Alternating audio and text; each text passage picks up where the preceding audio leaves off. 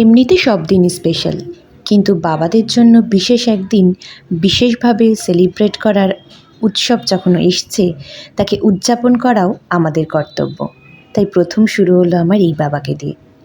ছোট্ট একটা কেক আর তার সাথে ছোট্ট কিছু উপহার, তাদেরকে বোঝানো তারা আমাদের জীবনে ঠিক কতটা ইম্পর্ট্যান্ট।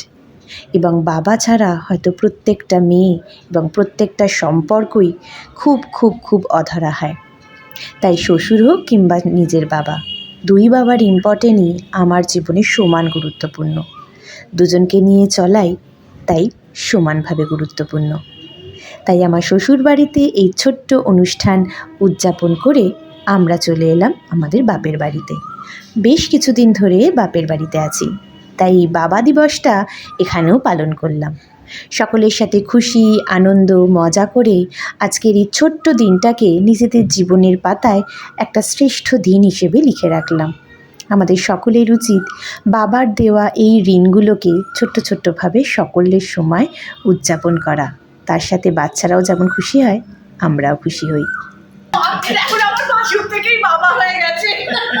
ছোট ছোট অনুভূতি, ছোট ছোট চাওয়া, ছোট ছোট পাওয়া মিলে আজকের দিনটা পরিবারের সকল সদস্যের সাথে উদযাপন করলাম।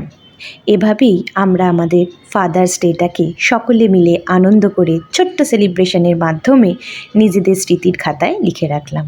তোমরাও নিশ্চয়ই তোমাদের ফাদার্স ডেতে তোমাদের বাবাদেরকে স্পেশাল ফিল করানোর জন্য কিছু করেছো, সেটা কমেন্ট সেকশনে লিখে জানিও। আর তার সাথে তোমাদের কি এক্সপিরিয়েন্স সেটাও জানিও। আজকের জন্য এটুকুই। Tata, happy father's day.